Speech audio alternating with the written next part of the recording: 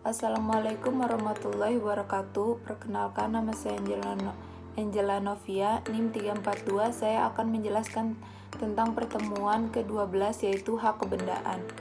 Dengan mengingat berlakunya UU PA, maka hak kebendaan yang diatur dalam buku 2 KUHP Perdata dibedakan sebagai berikut. Yang pertama, hak kebendaan yang bersifat memberi kenikmatan. Artinya hak pemilik hak tersebut dapat menikmati, mengambil manfaatnya, menggunakan, dan mengambil buahnya. Hak kebendaan yang bersifat memberi kenikmatan ini dapat atas benda miliknya sendiri, misalnya hak milik atas benda bergerak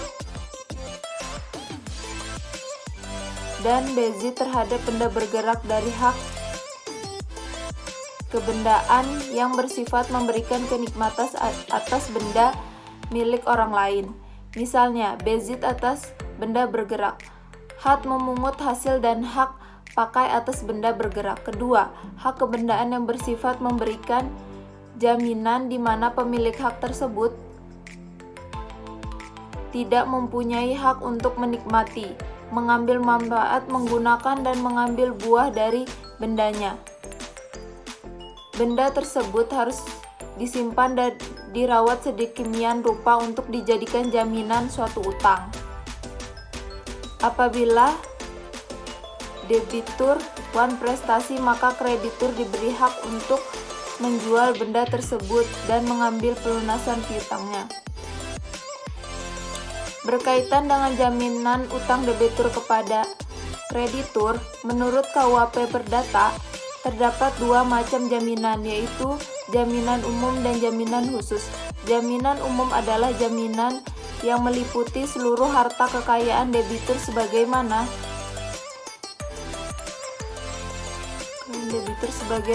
ditentukan dalam pasal 1131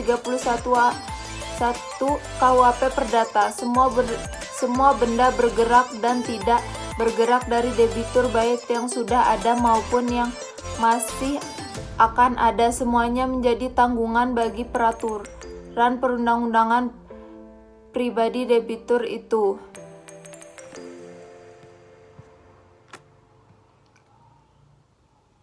Hak kebendaan.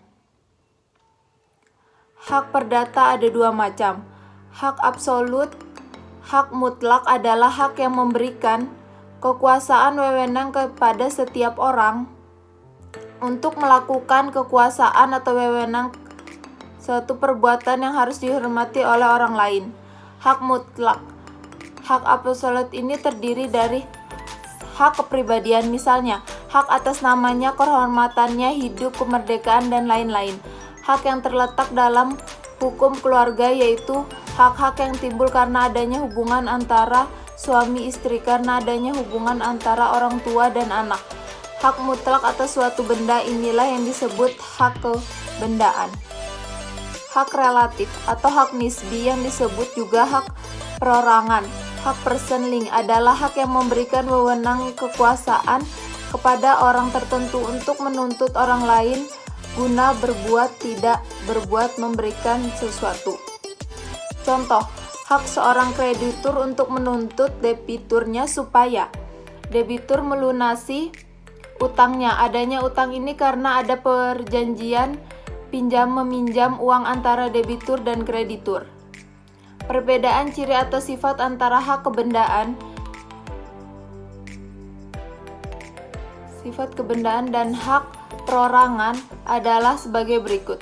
Pertama, hak kebendaan merupakan hak yang mutlak, yaitu dapat dipertahankan terhadap siapapun juga, sedangkan hak perorangan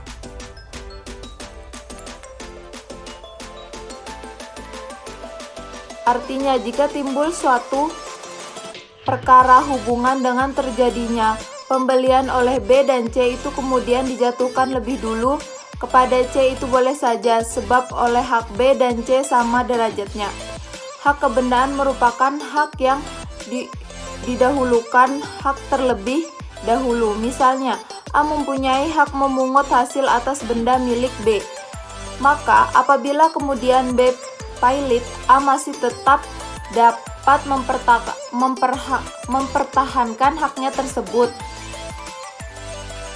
terhadap siapapun tak dipengaruhi kapilitan.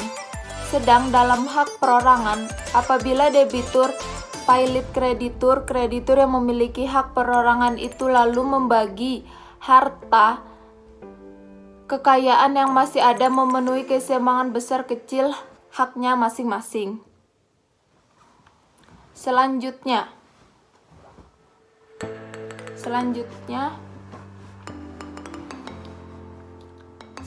mengenai kemungkinan untuk mengadakan gugat itu juga berlainan. Pada hak bendanya gugatan disebut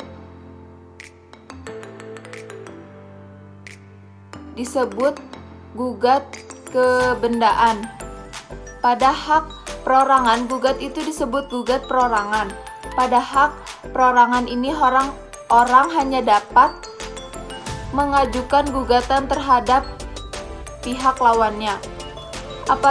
Apabila pemilik hak kebendaan akan memindahkan haknya, maka dapat sepenuhnya dilakukan. Tetapi pada hak perorangan, untuk memindahkan hak tersebut terbatas.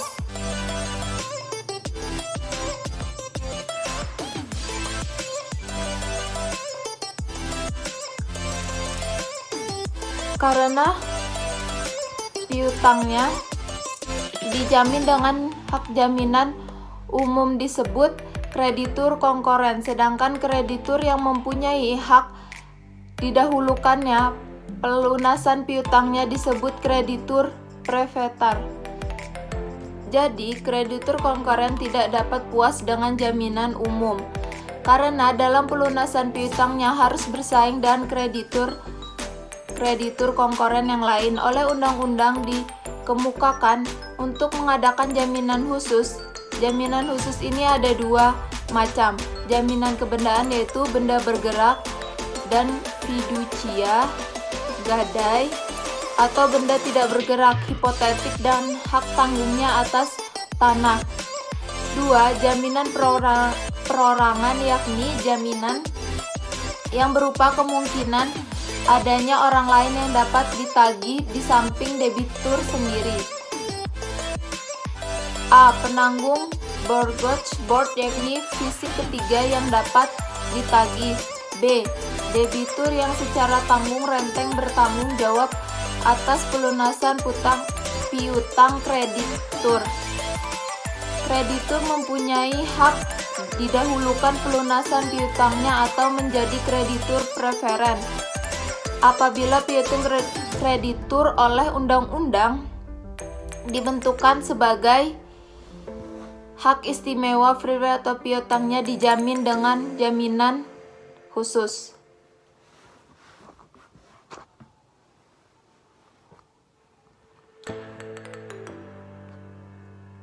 Tetapi diatur dalam buku 2 KUHP Perdata sejajar dengan hak-hak kebendaan yang lain karena mempunyai kesamaan sifat, yakni memberi jaminan untuk mendahulukan dalam pelunasan atau pembayaran piutangnya.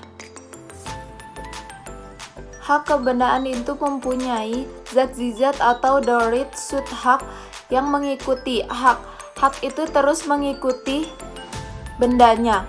Hak itu terus saja mengikuti orang yang mempunyainya. Sedang pada hak perorangan tidak demikian halnya. Kita hanya dapat mempertahankan hak tersebut terhadap perorang dengan adanya memindahkan hak atas benda tersebut, maka lenyaplah berhentilah hak perorangan itu. Pada hak kebendaan terhadap suatu sistem yang mana lebih dulu terjadinya tingkatnya adalah lebih tinggi daripada yang terjadi kemudian belakangan. Selain privilege, dalam buku 2 KUHP Perdata yang mengatur hak kebendaan juga mengatur tentang hak referensi, karena hak referensi ini juga memberikan jaminan pelunasan piutang kreditur. Sifat hak referensi ini tak dapat dibagi-bagi, artinya apabila sebagian jasa dan utang yang dibayar, maka orang yang menahan Benda tidak harus mengembalikan sebagaimana dari benda yang ditahan. Jadi, utang seluruhnya harus dibayar lebih dahulu, baru kemudian benda seluruhnya dikembalikan. Hak kebendaan yang memberikan kenikmatan, hak milik. Pengertian hak milik. Seperti telah dijelaskan di muka bahwa setelah berlakunya UU UPA, maka pasal atau ketentuan-ketentuan yang mengatur milik hanya pada hak milik antar benda-benda bergerak. Menurut pasal 570 KUHP Perdata, hak milik adalah hak untuk menikmati suatu benda itu dengan sebebas-bebasnya, asal tak dipergunakan bertentangan dengan undang-undang atau peraturan umum yang diadakan oleh kekuasaan yang mempunyai wewenang untuk itu, asal tidak menimbulkan gangguan terhadap hak-hak lain. Menurut pasal 1134 ayat 1 KUHP Perdata, hak keistimewaan ialah suatu hak yang oleh undang-undang diberikan kepada seseorang berpiutang sehingga tingkatnya lebih tinggi daripada orang berpiutang lainnya. Privilege ada dua macam. Privilege umum, yaitu hak milik oleh undang-undang diberikan kepada kreditur untuk mengambil pelunasan piutangnya lebih dahulu dari hasil penjualan seluruh harta kekayaan debitur. Menurut pasal 1149 KUHP Perdata, piutang yang menurut sifatnya ditentukan sebagai privilege umum ini ada 7 macam. Contoh, dari hasil penjualan seluruh harta kekayaan milik debitur harus dilunasi terlebih dahulu privilege umum nomor 1, yakni biaya perkara di pengadilan. Privilege khusus yaitu hak yang oleh undang-undang diberikan kepada kreditur untuk mengambil pelunasan piutangnya lebih dahulu dari hasil penjualan benda-benda tertentu milik debitur.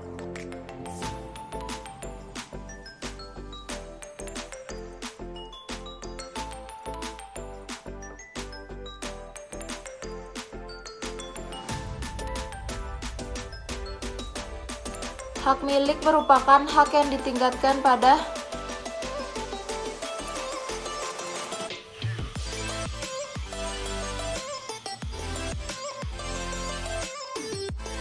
Saya akan menjelaskan pertemuan yang ke-13, kedudukan berkuasa Bezit. Yang dimaksud dengan Bezit menurut pasal 529 KUHP Perdata adalah keadaan memegang atau menikmati suatu benda di mana seorang menguasainya baik sendiri maupun dengan perantara orang lain, seolah-olah itu adalah kepunyaannya sendiri. Memperoleh Bezit pada pasal ada 2 cara, dengan jalan Ocapito dan dengan jalan Traditio. Dengan jalan Occupatio, mendaku atau menduduki bendanya. Memperoleh Bezit dengan jalan Occupatio dikatakan juga memperoleh Bezit yang bersifat organair asli. Artinya, memperolehnya itu secara mandiri tanpa bantuan dari orang yang membezit lebih dahulu, dan ini bisa tertuju baik terhadap benda bergerak maupun benda yang tak bergerak. Jika tertuju terhadap benda yang bergerak, ini bisa terhadap benda yang tak ada pemiliknya. Misalnya, ikan di sungai, burung di hutan, buah-buahan di hutan, dan lain-lain. Dengan jalan Traditio, penyerahan bendanya memperoleh Bezit dengan jalan Traditio dikatakan juga memperoleh Bezit yang bersifat direktif. Artinya memperoleh itu adalah dengan bantuan dari orang yang membezit lebih dahulu, diperoleh dari tangan Breziten yang lama ke tangan Breziten yang baru. Bezit mempunyai fungsi polisional dan fungsi Zachenkri. Fungsi fungsional ini dari Bezit adalah bahwa Bezit itu mendapat perlindungan hukum. Hukum mengindahkan keadaan kenyataan itu tanpa mempersoalkan hak milik atas benda tersebut sebenarnya ada pada siapa. Jadi siapa yang membezit suatu benda sekalipun dia pencuri, maka ia mendapat perlindungan dari hukum sampai terbukti di muka pengadilan bahwa ia sebenarnya tidak. Jadi siapa yang merasakan haknya terlanggar harus memperselesaikan terlebih dahulu pada polisi atau pengadilan. Itulah yang dimaksud fungsi polisional dari Bezit. Dan fungsi polisional ada pada setiap Bezit. Fungsi screendigit daripada Bezit setelah beberapa waktu tertentu keadaan kenyataan Bezit itu berjalan tanpa adanya protes dari pemilik yang sebelumnya, maka keadaan kenyataan itu akan menjadi haknya. Yang tadinya Bezit itu akan berubah menjadi hak milik, yaitu dengan melalui lembaga Ferencing. Itulah yang dimaksud dengan fungsi Secret-Teligit daripada Bezit. Bezit yang bertifikat baik yang berikut buruk sama pendapat perlindungan hukum, namun perlindungan hukum terhadap Bezit ini bertifikat baik lebih. Perlindungan hukum terhadap Bezit yang bersertifikat baik adalah A. Bahwa Bezit sampai pada saat kebendaan itu dituntut kembali di muka hakim, sementara harus dianggap sebagai pemilik benda.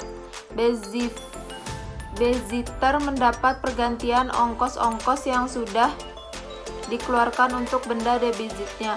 Hak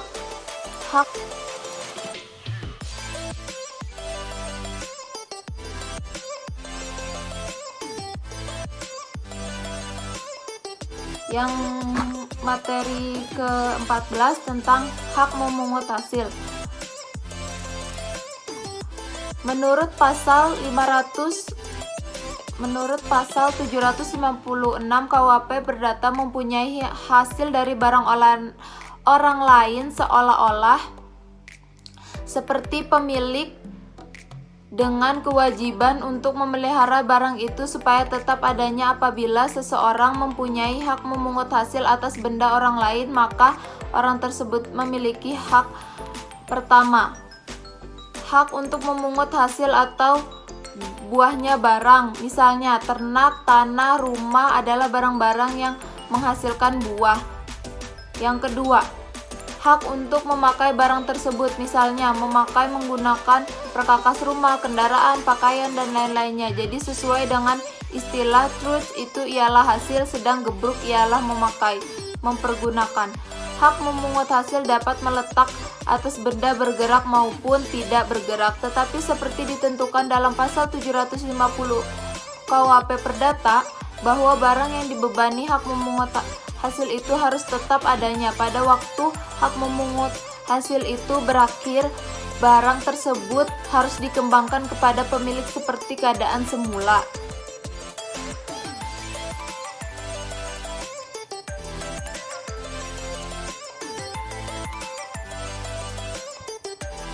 Menurut pasal 759 KUHP Perdata, seorang dapat memperoleh hak memungut hasil benda milik orang lain karena undang-undang atau karena kehendak si pemilik. Apabila orang mempunyai hak memungut hasil, maka ia memiliki kewajiban-kewajiban sebagai berikut. Yang pertama, mengadakan investasi, membuat catatan daftar terhadap benda-benda ini atas biaya sendiri. Kedua, menunjuk penanggung atau mengadakan jaminan-jaminan guna pinjaman bendanya akan digunakan sebaik-baiknya dan menjamin pula bahwa pada saat haknya berakhir, benda itu akan dikembalikannya. Yang ketiga, pada waktu menggunakan hak memungut hasil, harus mengadakan perbaikan-perbaikan atas bendanya, memukul biaya dan pajak yang diperlukan dalam melakukan pengawasan bendanya dan bertindak sebagai bapak rumah tangga yang baik. Keempat, mengembalikan benda seperti keadaan semula pada waktu terjadinya hak pemungutan hasil. Kalau terjadi kerusakan atau kerugian atas benda tersebut harus diganti. Menurut pasal 807 KUHP Perdata, hak memungut hasil hapus karena yang pertama, karena meninggalnya orang yang mempunyai hak tersebut. Kedua, karena habisnya waktu yang diberikan untuk hak tersebut. Ketiga, karena kecampaan tiadanya mempunyai hak pemungutan hasil kemudian berubah menjadi pemilik. Keempat, karena adanya pelepasan hak orang yang mempunyai hak itu. Dan karena adanya pelepasan hak orang yang mempunyai hak itu karena free ranging, yaitu apabila selama 30 tahun si pemilik tidak menggunakannya karena binasanya benda.